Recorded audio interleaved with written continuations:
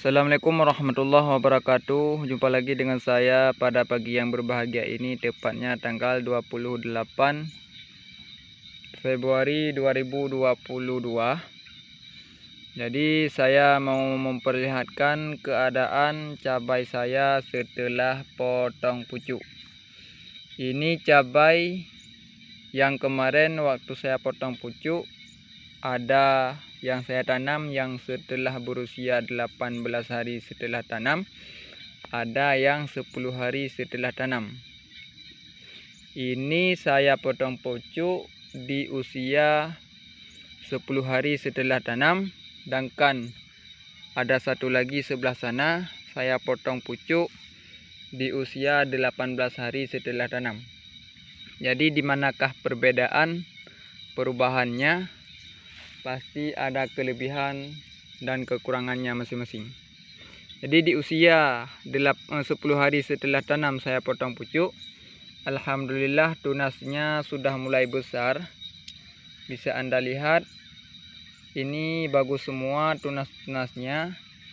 Nanti akan saya sisakan tunas ini sekitar 5 tangkai ataupun 5 tunas, kisaran 5, 4, 6, kisaran antara 4, 5 dan 6 tunas yang saya sisakan, cuma tergantung keadaan. Dan ini bisa Anda lihat semua, tidak saya ambil video yang bagusnya saja, bisa saya perlihatkan per batangnya di mana kelebihan kita potong pucuk. Oke, sebelum lanjut jangan lupa menekan tombol like dan subscribe. InsyaAllah channel ini akan memberikan manfaat ilmu khususnya tentang pertanian. Ini merupakan sharing-sharing saya. Mungkin kalau bermanfaat bisa dinonton, kalau tidak bermanfaat nggak apa-apa, di skip saja, tidak apa-apa. Karena tujuan saya membuat video ini untuk membagikan ilmu dan pengalaman dan sharing-sharing. Jadi ini bisa Anda lihat tunasnya sudah tumbuh semua. Jadi tunas yang kecil seperti ini nanti akan kita cabut. Kita sisakan tunas yang bagus saja. Ini kisaran jumlah tunasnya ada 6. Bisa Anda lihat 1, 2, 3, 4, 5, 6. Jadi kalau tunas seperti yang Anda lihat ini yang bagusnya cuma 4, 1, 2, 3, 4, maka cukup sisakan tunasnya 4 saja. Yang duanya dicabut saja, karena nanti tidak akan sebagus tunas yang 4 ini kalau kita sisakan 2 tunas ini. Yang ada nanti akan menarik, akan dihisap zat kimia di saat kita lakukan pengocoran ke 2 tunas yang tidak bagus ini. Jadi untuk menghematkan zat kimia ataupun untuk membentuk tunas-tunas yang bagus 4 ini, maka lebih baik dicabut saja tunas yang kurang bagus dari dua tunas ini. Kemudian kita berpindah ke pokok tanaman yang lain. Bisa Anda lihat berapa tunas yang saya sisakan, 1, 2, 3, 4, 5, 6, 7, 8.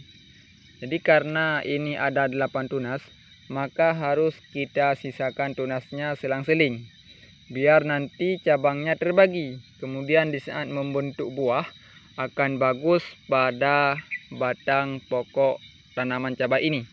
Maka gimana cara dalam kita mencabut tunasnya ini? Harus kita buat selang-seling. Kalau banyak tunas yang bagus, maka caranya tetap yang kurang bagus di antara tunas-tunas yang lain kita cabut saja seperti ini. Kemudian yang bawahnya juga.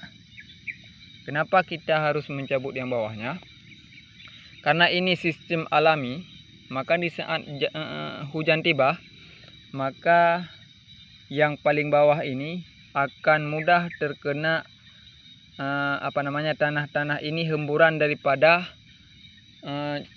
curah hujan.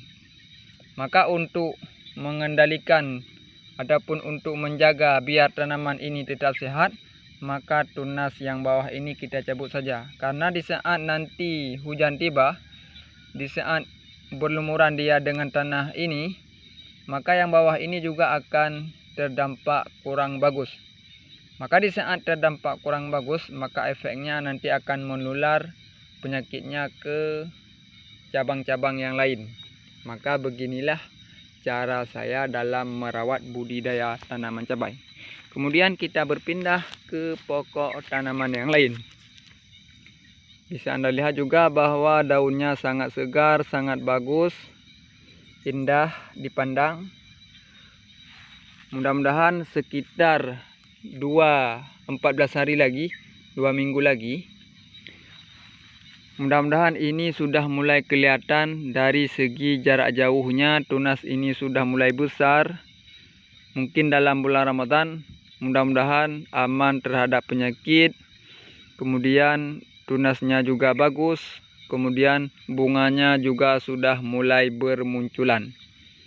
Oke kawan-kawan, sebelum lanjut jangan lupa like dan subscribe. Kita berpindah kepada batang yang lainnya, dan ini sudah mulai tumbuh gulmanya. Jadi harus kita cabut. Nanti akan saya ajak adik-adik saya untuk mencabut gulma-gulma ini dengan cara kita mencangkul.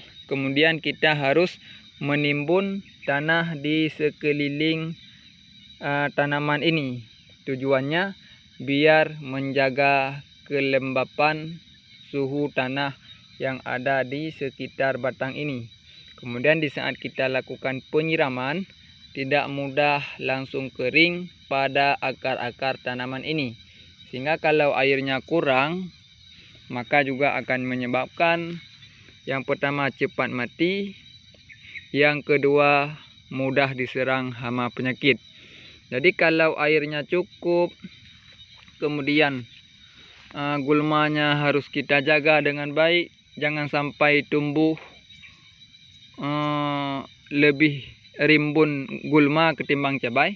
Mudah-mudahan kalau kita jaga dengan baik seperti demikian, maka insya Allah tanaman akan bagus, baik seperti yang Anda lihat ini.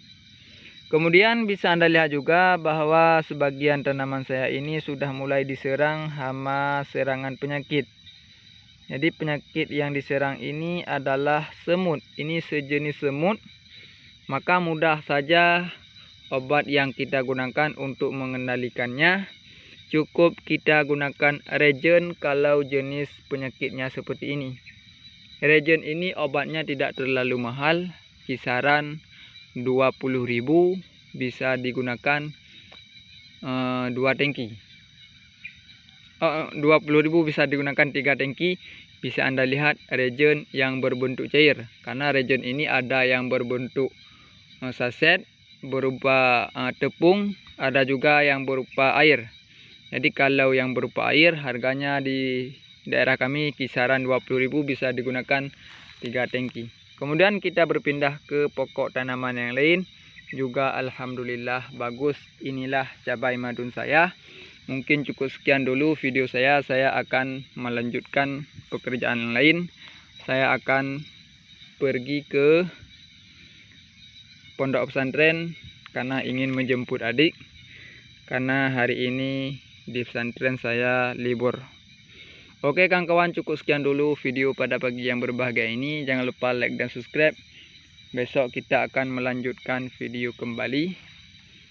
Cukup sekian, saya akhiri. Assalamualaikum warahmatullahi wabarakatuh.